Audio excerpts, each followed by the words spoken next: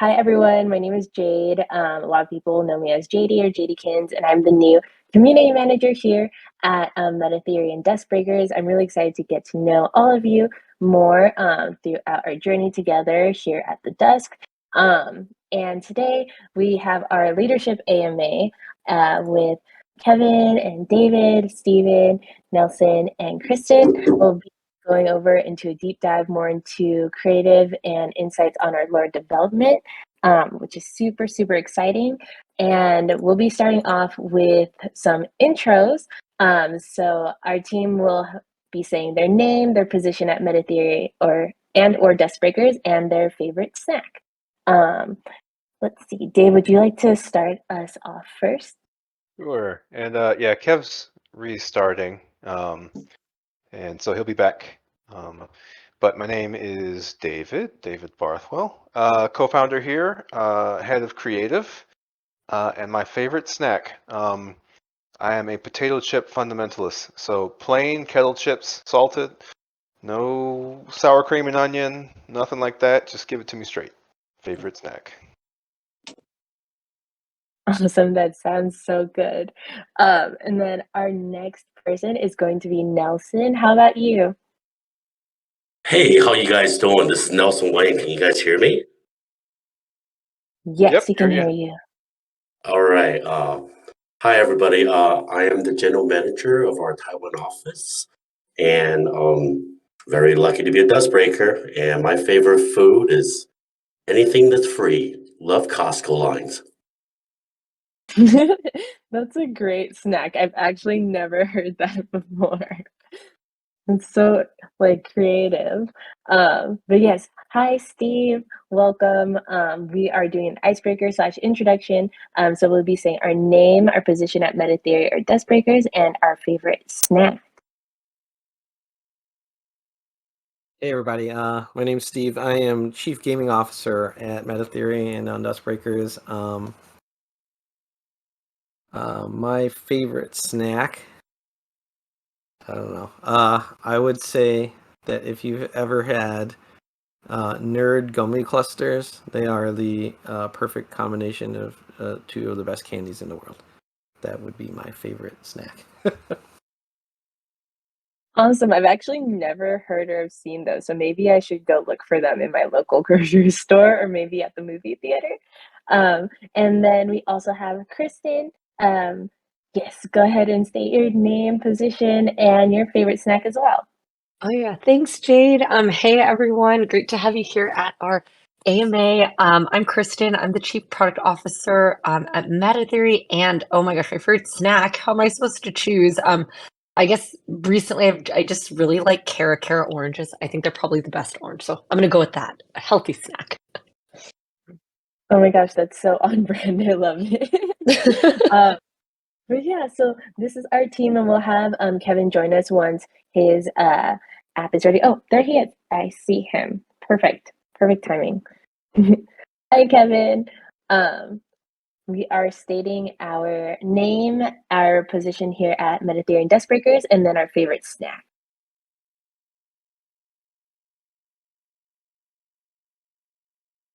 Struggling.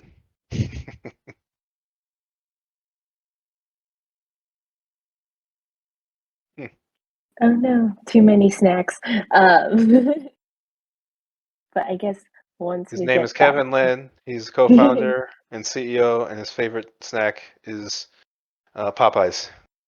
Yes, Popeyes it is is Love fried Popeyes. chicken. You're Oh yes, right. that's true. Popeyes is a great snack. I love their Wait, biscuits. Taco Bell. Wait, maybe close call between the two. Awesome, perfect. I Anything love fried, the a name. little savory, crunchy, preferably eat it around 2 a.m. I'm just kidding. That sounds amazingly accurate. But yes, I guess while we sort out through Discord's updates, I even updated my Discord app today earlier. Let's run through, maybe hop into the roadmap update while Kevin is fixing his audio. Steven or Kristin, would you like to take that away?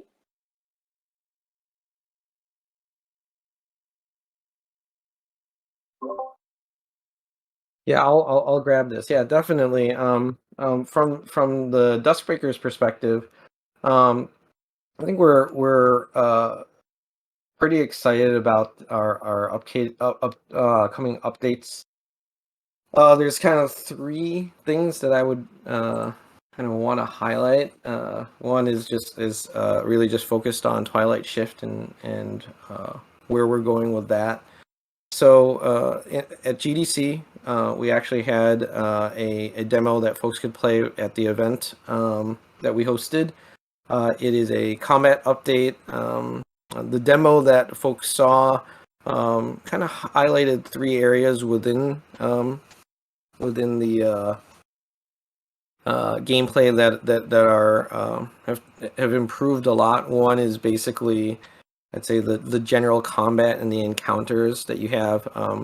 Obviously the game has a lot of stealth mechanics in it. That is not that's not going away, but we wanted to have a different style of gameplay where players could kind of get the more traditional kind of bullet hell, shoot at a lot of creatures instead of sneaking around. So that update's there.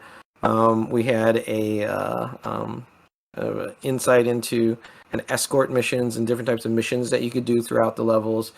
And then thirdly, we had a pretty fun boss battle with the Mama Gribble.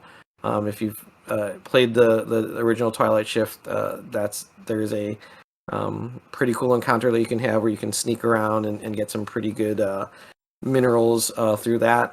There's another way to approach that type of encounter moving forward. So pretty excited about that. The other two things that I'll call out is we have been spending a lot of time doing prototypes. We've talked about this, I think, in one of the other AMAs about playing around with some mobile experiences, things to do with the Gribble. But I would say, generally speaking, what we're doing is really trying to bring the DuskBreakers universe to life more. And so we have some prototypes that I think we're going to be sharing kind of in future AMAs, like the specifically focus on game around what we're doing with Gribbles and playing around with that, as well as just more narrative gameplay, kind of visual novel style, and what that might look in the DuskBreakers universe. So those updates, I'd say the prototypes they're just prototypes, so we don't have anything scheduled for launch with that, but it's something that we're excited to share kind of our progress there. And the Twilight Shift update is definitely something that we're looking for this summer. So yeah, that's that. Perfect. Thank you, Steve. Yes, I put in our chat the updated roadmap link, so it'll be dustbreakers.gg/roadmap for anyone who's interested and like to look over that. And you could also talk about it in our general chat as well, and feel free for us to expand upon it. But yes, let's see. And next on our agenda, let's see. Yes, next on our agenda, we have our retro. Kristin or Dave, would you like to cover that one as we work on our audio?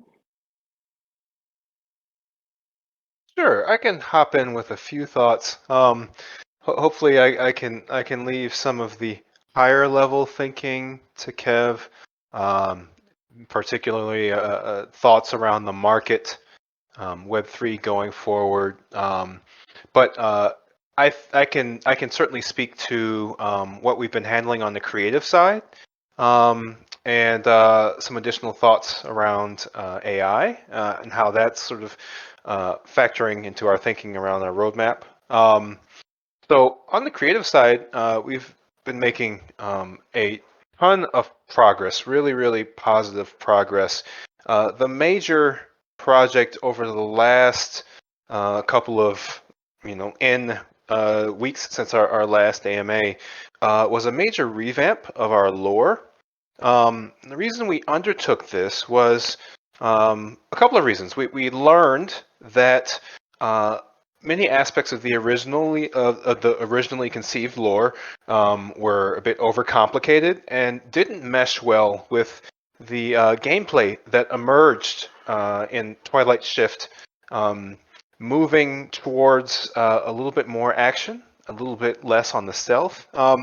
And because we're envisioning DuskBreakers as an all-encompassing IP platform, something that's really, really important to us is ensuring a cohesiveness of the universe. The actions that you take as a player or as someone experiencing the world should align with the ways that you experience the world and the world, as it is presented to you. So we've simplified a lot of our lore. We've streamlined a lot of things. We will be going back and making some light edits to some of our already published content, like our webcomic, to bring it in line with our changes.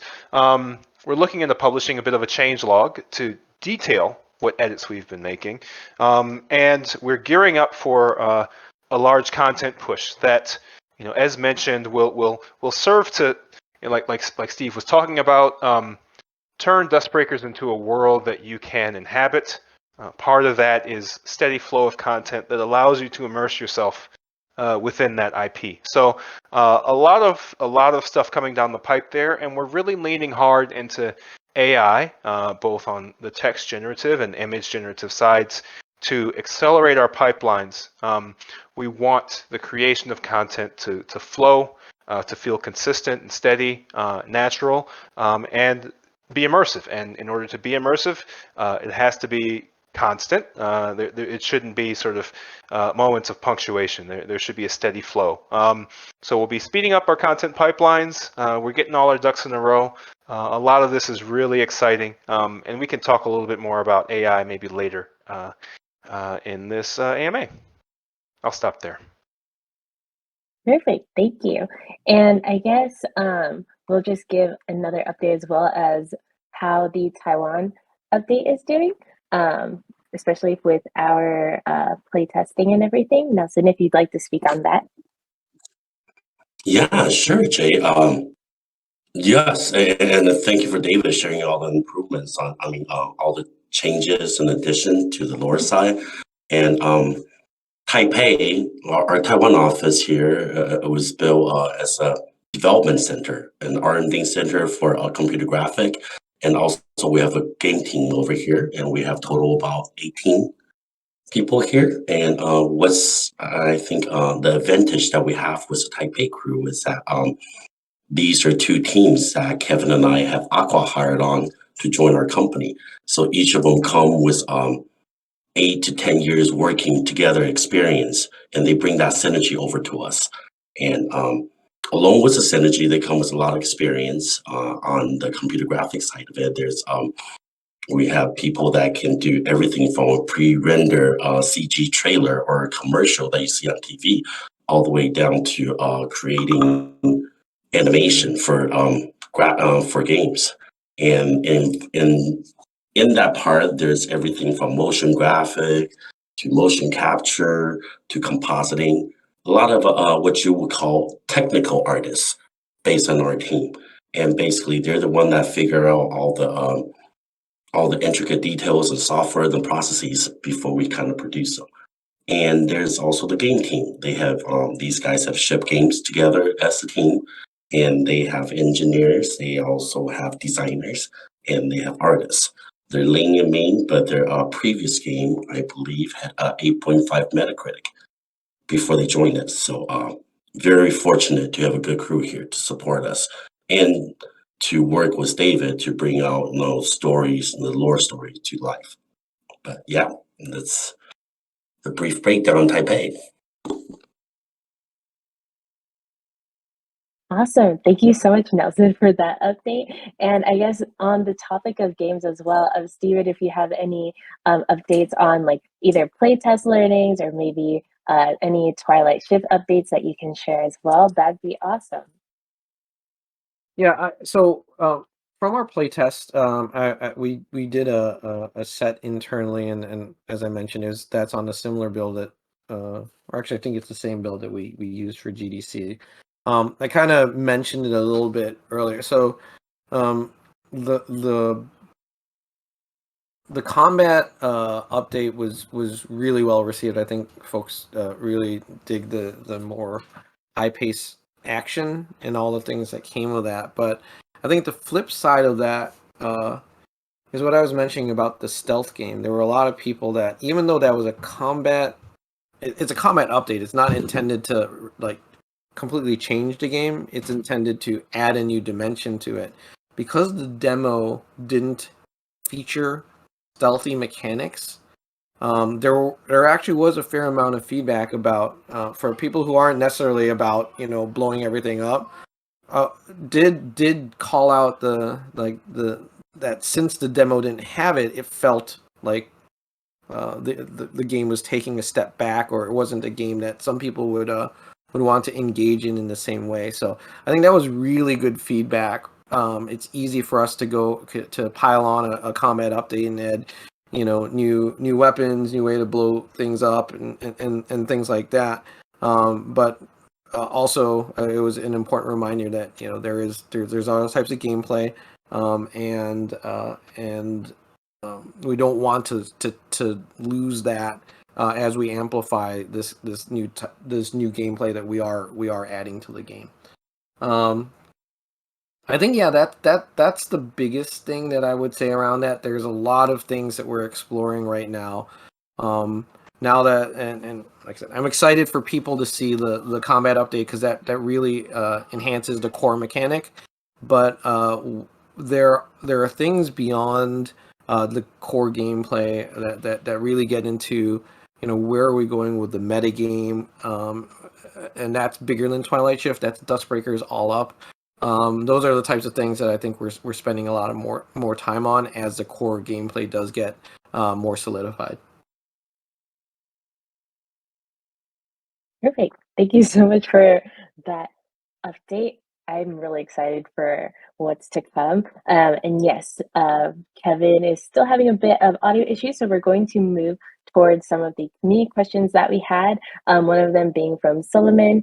I believe they were here a bit earlier, but the question was, thoughts on ChatGPT like NPCs?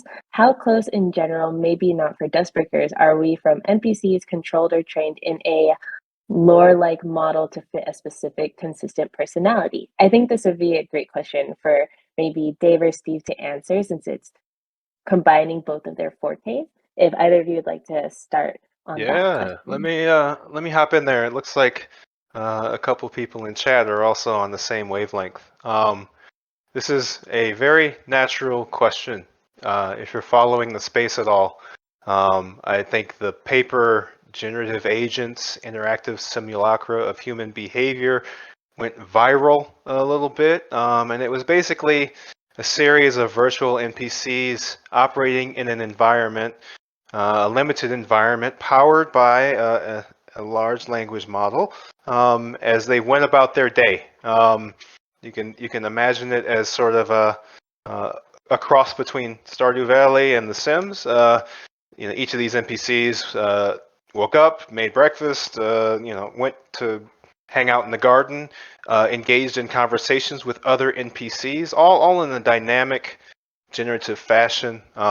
They had motivations, internal thoughts, and developed relationships and progressed relationships with each other over time. Really, really exciting stuff, and it shows the potential of this kind of technology.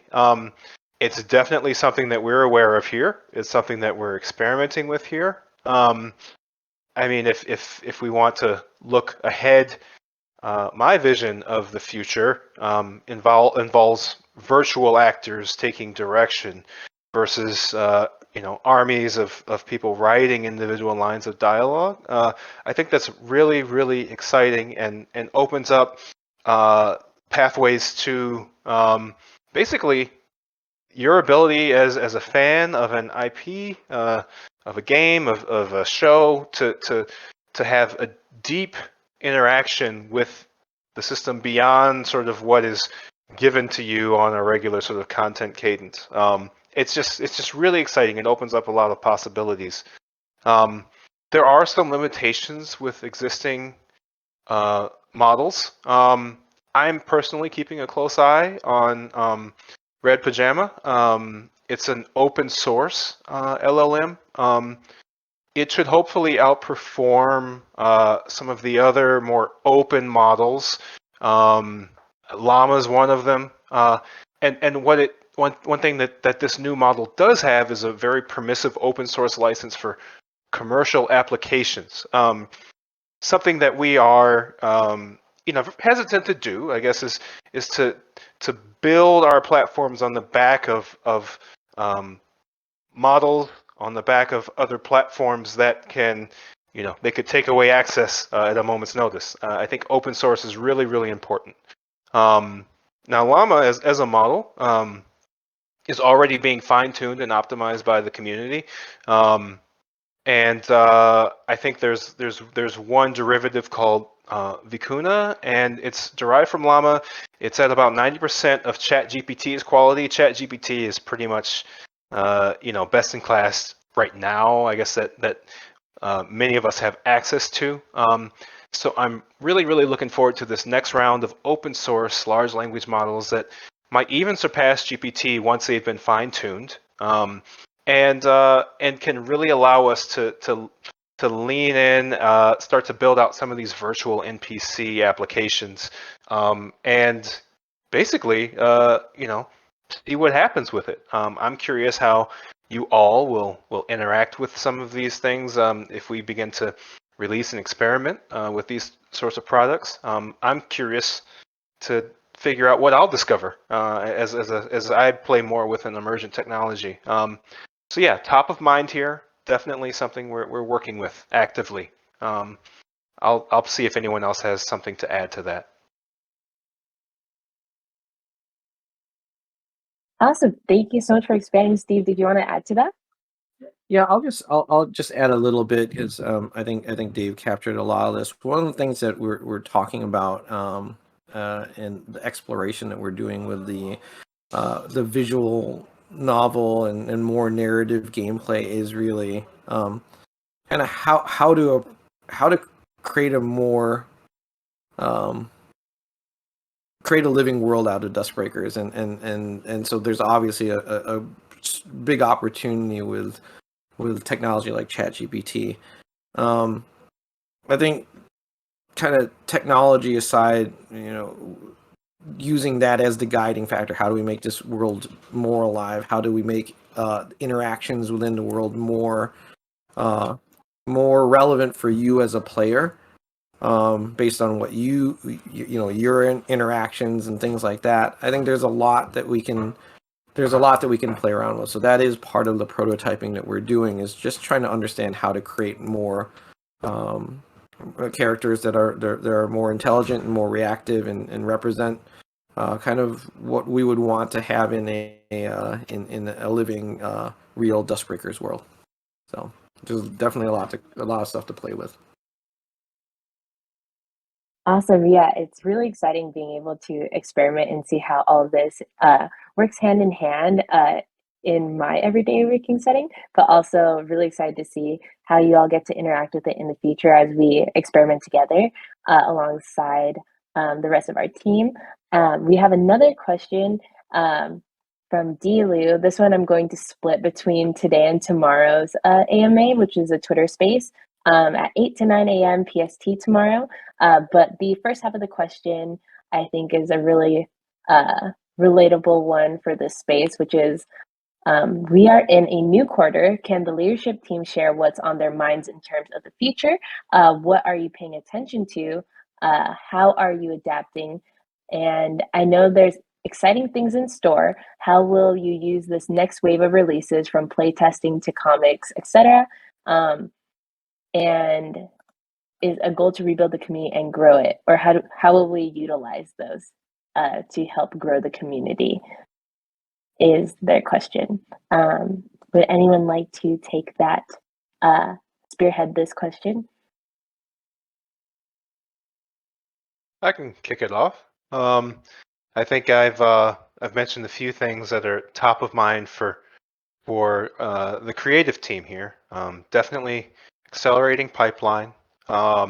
Definitely, helping all of our other sort of verticals and team members achieve their goals. Yeah, something that I'm super interested in always is the community aspect. That part certainly stood out to me in your question. Growing the community, reinforcing it, putting out content, putting out products, putting out things for everyone to explore and enjoy that demonstrates the value of this community, that grows the interest in the community. Absolutely top of mind. Definitely going to be pushing a lot more content over the next quarter. You should start to see cadence with that.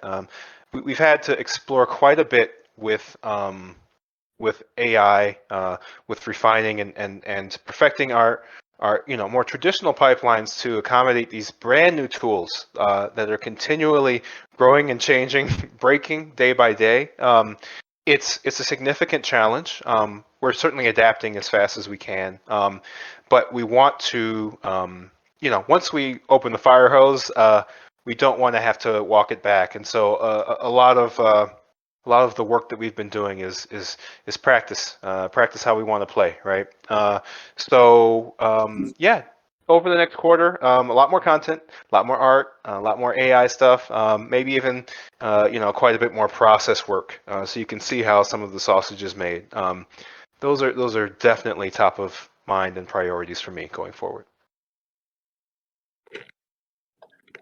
And just to add on to that a little bit, David, I mean, besides on the art and production stuff and the AI stuff, I think David also been doing some really interesting things with some writers and different things. So I don't think we're just testing out AI as a way to kind of make art, but we're looking at all aspect of it. It's pretty interesting, but yeah, definitely want to share that. I mean, I don't know, is that something that would interest the community? Would they like to see our process leading up to this, like every step, like our R&D?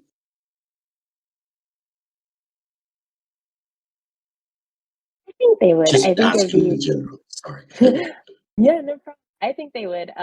We have a lot of ideas coming up. Oh no, Kevin still doesn't have sound, unfortunately. But hopefully we'll be able to. I think we covered most of the retro that we could. But yeah, I think there's a lot of R&D that we can probably help show the community with time as we all work together. But yeah, I think there is a lot of on the writing side that is really, really interesting that Dave and the rest of the team have been working on. But would anyone else like to add to that question about what we're looking for and keeping top of mind into this new quarter, and any exciting things that we're looking forward to in the next wave of releases? Sure. I'm happy to add on a little bit more here from, the community side and also the platform side. I think one thing that I'm personally super excited about is, Jade joining the team, and we really want to fulfill our promise of, building with and for the community, and, as Dave said, showing you all more of how the sausage is made behind the scenes, thinking about more ways to engage and, get your feedback, et cetera. I think at GDC, some of you came and were able to take part in our play test, which is a ton of fun. So we're trying to figure out, how to create more of those experiences virtually as well. Another exciting update that's also mentioned on our roadmap site is, the launcher. And so we know a lot of you have been wanting to play Twilight Shift on Mac, and our team is working really hard to kind of, not only give the launcher a new look and feel, but also make sure that you can play on different platforms. So really looking forward to that as well. I think behind the scenes, we're also just working on making our data kind of foundations a lot more robust, and also just taking a look at our kind of account management and onboarding practices so that we can reduce friction as more people discover our project. But yeah, just wanted to give a little update from the kind of platform in community side. And yes, also in chat, please tell us, we'd love to hear more about what events you'd love to see, or if there's specific behind the scenes areas that we can show you, please let us know in chat or within our Discord server itself. Perfect. Thank you, Kristin, for the update.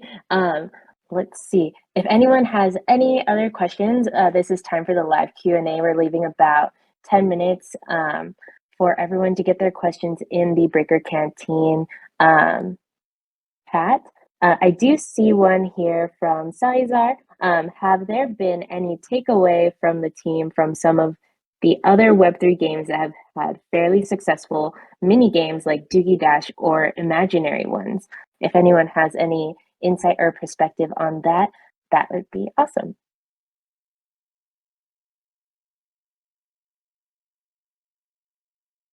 Maybe we should invite AB up for this one.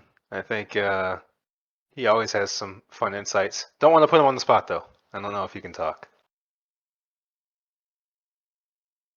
If you'd like to join, Adam, please raise your hand. Oh, perfect. Steve was ready to say something, right? Steve, oh, there's AB. All right.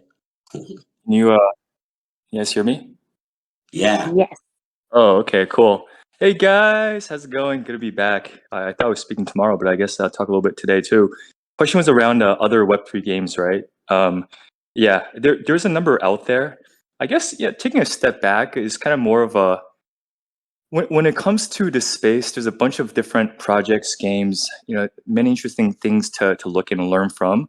I think something, like many of the project founders have realized is that when it comes to these games, you can think of it as, is the NFT the primary thing, or the Web3 portion the primary thing, or is it more of an enabling technology, right? And I think the general sense is that we're trying to build something massive here. We're going to want to access a ton of users. And how do you acquire users and retain them over time? It's really not different from other products and platforms and games that have been made for a while, like really excellent experiences, content, right? So I think we think in a very similar manner. So we look at other games like that, like they're pretty cool. There's some decent PR and you kind of get excitement for a period, but the retention there is pretty low, right? So I think we definitely learn from that. But like the way we're thinking about it is very much building out proper games to the core. We want to bring on a ton of users. We want it to be a pretty smooth experience where they don't need to kind of figure out all the crypto Web3 stuff. Some of them, sure, but I think the primary user is going to be kind of more of a conventional audience. And then over time, if there'll be options to incorporate NFTs and other Web3 mechanisms. I know Steve, Dave, and others have kind of talked through some of that probably earlier today. But like if we can achieve that, then I think that's going to allow us to access a much larger audience. And when it comes to the Web3 community and Web3 component, they're gonna come to the project. They're gonna come they're gonna come and find out about experiences like this, right? Like it's like, oh, Web2 domination, like these guys are building some pretty cool stuff. We have a ton of users. I think that's the harder nut to crack. So I think I forgot who asked the question earlier, but I think, yeah, long story short, we're definitely aware of all these different projects. Many of them are also Andreessen or other investor portfolio companies. We've been taking a look. There's various learnings there on the NFT side in particular. Right? One of the things I'll mention is that we were even talking about it recently this past week. How do NFTs create value or kind of create utility? Right? There's a couple different ways, but many projects these days are using NFTs as battle passes. What does that do? It's like, okay, cool, NFTs as something you can hold as a collectible. That's pretty cool. But also NFTs as some sort of access token or like a passport, right? So it allows you to access more experiences, some sort of buffer, benefiting the game itself, right? So like there's a ton of that these days in particular. We're definitely aware of much of that. But I think the very core, we're building out some of these things, but I think we very much care about building out fun games and experiences that are going to drive a lot more user acquisition and hopefully retain over time. And the NFT portion is very likely to be an enabler, versus the primary thing. I think some of the projects that push it as the primary thing tend to be a bit smaller, right? Like it's a smaller group of users and community. It's pretty cool, experimental. It's very exciting, but I think the larger opportunity is going to be, again, accessing a larger audience base. Perfect. Thank you so much. Yeah, that was amazing. I think it really covered all the bases from Web3 and having like the right audience and where we're trying to go in our trajectory in that way. Steve, did you also want to add something on as well? Oh yeah, I mean, I can. Anna actually said that really well. So at this point, I probably just want to add a little bit on to kind of what he was saying. That I mean, fundamentally, think of Web 2. Web 2 isn't a technology choice, and then the stuff happened around it. And I don't think Web3 is that way either. The consistent thing across Web 2 and Web 3 is humans and human nature and how we want to connect and interact with each other. Web 2 and the games and the experiences out there were just leveraging the tools and technology available to bring us together. And so Web 3 is doing that with some new tools. And so just to put a fine point on what Adam said, like at the end of the day, this starts with delightful experiences, fun experiences. And that's when you do that right and you build good game loops and you build good metagame on top of that, you will be able to build strong communities. And I think that's what all of us are looking for, even regardless of the motivation of how we're holders or why we're holding or why we're playing the game. When you have a cool experience, it brings all of that together. And so I think that's kind of goes to the straight of the question of like, what are we seeing out there? We're seeing games that are fun and delightful, doing well, and games that aren't. They're riding on other things to carry them, and we're going to take that approach of making sure we're investing in meaningful, delightful, fun experiences at the core, things that folks will want to do, whether it's Web 2, Web 3, Web 1, or none of the above, but build and then use the tools that are available to us to disrupt and make new experiences that folks have never seen. So hopefully that builds on what Adam said well. Definitely, it definitely does. I think that's something that our team definitely puts in the forefront of our mind whenever we think about what we're working on in the future. And I'm sure that Kevin will expand upon that tomorrow during our Twitter Spaces AMA. Just throwing that in one more time before we move into last notes from the team, any closing thoughts. Also, be sure to follow our socials at DuskBreakers and at MetaTheory on Twitter, and all of our official links that are posted here in the Discord for more information. And of course, check out our updated roadmap on duskbreakers.gg/roadmap. And yes, we'll move into closing thoughts for today. Is there any other last questions? Oh, Salazar says, thank you for your answers. Sam has one question. If everyone on stage were dropped into the Hunger Games, who would be the first eliminated and who would be the last one standing? As a bonus surprise question.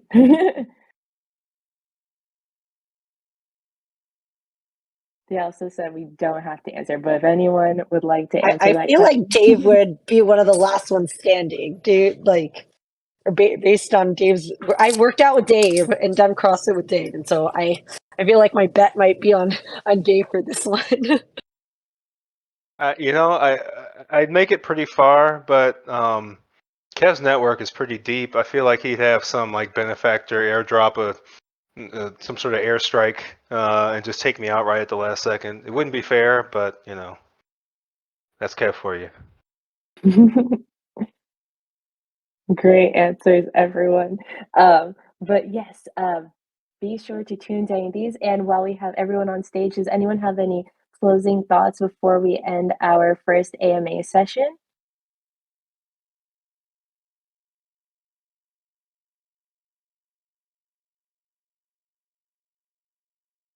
Oh yeah, I'm happy to kind of jump in. I guess first want to say thank you to all of you tuning in from our community. I think just please keep all of your questions, feedback coming. We care very deeply, and we build these experiences for you. So your feedback matters a lot. So if you have new ideas, share, questions, share, and then we'll make sure all of that gets incorporated and answered. And yeah, just thank you for supporting us and being a part of what we're building. I'm really excited about a lot of what the speakers here have mentioned and our roadmap to come.